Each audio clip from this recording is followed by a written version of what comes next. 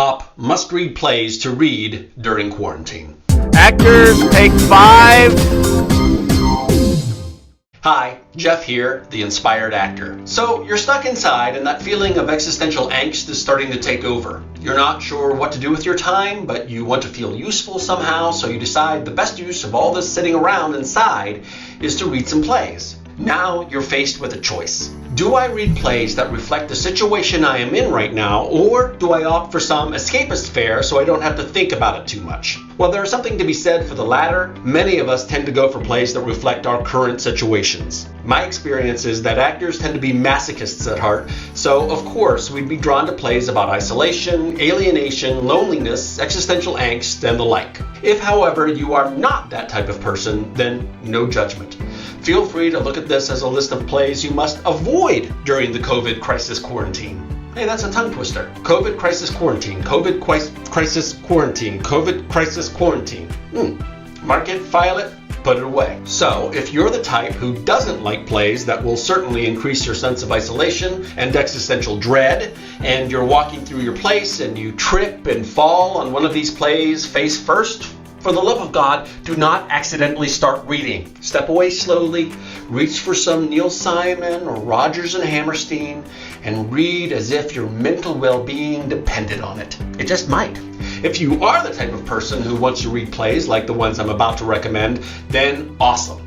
You'll find these plays might move you in ways that they may not have if we all weren't stuck in our homes and forced to keep away from other people for the next few weeks. You'll notice I am not recommending plays that are specifically about sickness and death. Plays like Ibsen's Ghosts, Edson's Wit, or Kushner's Angels in America, while awesome, just don't cut it right now in my opinion. Just a quick spoiler alert, I will be going over some of the plot of some of these plays, so for a spoiler-free version, just look at the list in the notes. Number 5, Buried Child by Sam Shepard.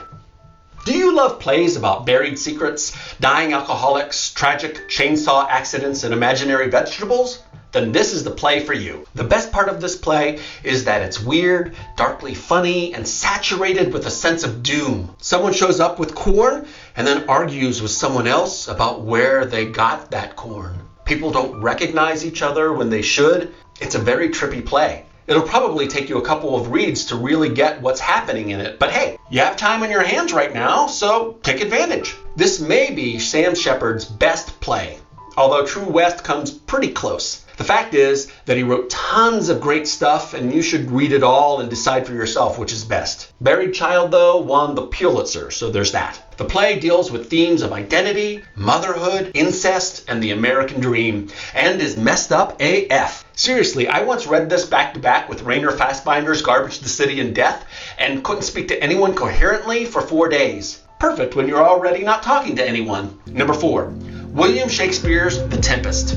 Speaking of isolation, The Tempest is one of Shakespeare's great plays about an old man and his inexplicably young daughter being forced to live on a desert island with supernatural creatures for about a decade and a half. Then, using his magical powers, because he's a wizard now, he sees every one of the people who betrayed him on a ship heading for a wedding. On their way back, he sends a storm to shipwreck them on his island prison with the intention of wreaking terrible vengeance using his magic and supernatural servants. This isn't as widely read as some of Shakespeare's other plays, and chances are good that you haven't read this one yet, so please do give it a chance. If you're afraid of Shakespeare or don't read him because it's hard to understand, now is the time to give it a chance. I mean, what else do you have going on? There's no shortage of awesome scenes in this play, but one of my favorite quotes is, "Our revels now are ended. These our actors, as I foretold you, were all spirits, and are melted into air, into thin air. And like the baseless fabric of this vision, the cloud-capped towers, the gorgeous palaces, the solemn temples, the great globe itself, yea, all which it inherit shall dissolve, and like this insubstantial pageant faded, leave not a rack behind. We are such stuff as dreams are made on, and our little life is rounded with a sleep." Like most Shakespeare plays, some of the themes tend to be a tad problematic. In this case, the themes of colonialism and subjugation of native peoples are pretty crappy. But there are other themes like freedom, betrayal, loss, and above all, forgiveness that makes this one of my personal favorites. Prospero, like Shakespeare was at the time he wrote the play, nearing the end of his life and is taking stock of all the enemies he accumulated over the years. They both have a lot of power, and that power is based on the magic of their words. Shakespeare was once called an upstart crow by his contemporaries and was from Nowheresville as far as anyone in London was concerned. And by the time he was finished, he was one of the chief shareholders of a theater company in which the king himself was the chief patron. Shakespeare could have used his power to settle old scores and take a measure of vengeance on his old enemies, but instead, like Prospero, may have opted to forgive them. It's a beautiful sentiment, and that's why I love The Tempest so much. The Seafarer by Conor McPherson.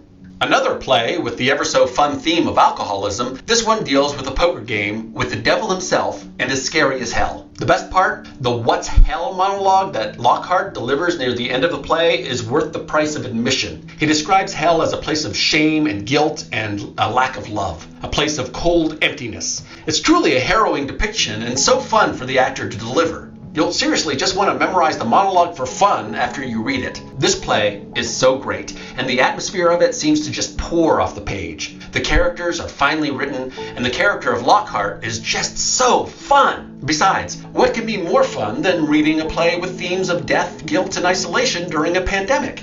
What's more, the play is absolutely terrifying. I seriously couldn't recommend this play more if you really want to amplify those feelings of dread and impending doom that you probably already feel given the circumstances. Number 2. The Persecution and Assassination of JeanPaul Marat, as performed by the inmates of the Asylum of Charenton under the direction of the Marquis de Sade by Peter Weiss.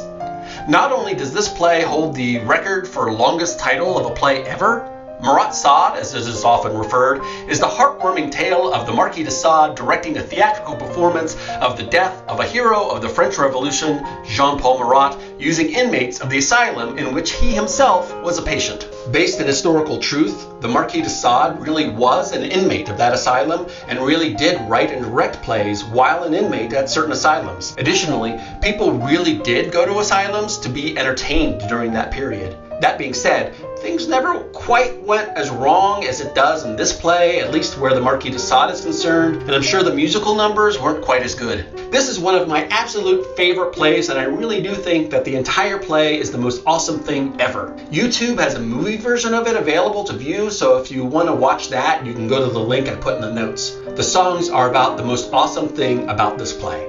I mean, who doesn't love a song with lyrics like, Marat, we're poor, and the poor stay poor. Marat, don't make us wait anymore. We want our rights, and we don't care how. We want our revolution now. Mwah! Magnifique. Why do I recommend this? Themes such as class conflict, psychosexual violence, torture, cruelty, and exploitation make this the perfect read for a young actor looking to torture themselves in these harrowing times. If you're already feeling a sense of confinement and your sanity slowly creeping away, then I highly recommend this play to put you right over the edge. Number 1. An Inspector Calls by J.B. Priestley. If you don't live in the UK, where this has been required reading for decades, then you probably haven't read this play in which a detective visits a wealthy home investigating a seemingly unrelated suicide by a destitute woman. I don't want to spoil this too much for you because it really reads almost as well as watching it, but when you start to realize how connected this family is to the poor girl who committed suicide and exactly what the inspector is doing, it's pretty friggin' brilliant. I was thinking that this play should be in every theater's current season even before all this COVID-19 mess. And now I want this to happen even more. It's amazing how an epidemic like this can remind us how connected we all are and how much we need that connection. We really are responsible for one another right now, and this pandemic has brought out how awesome and terrible we all are as a society. We need to take care of one another.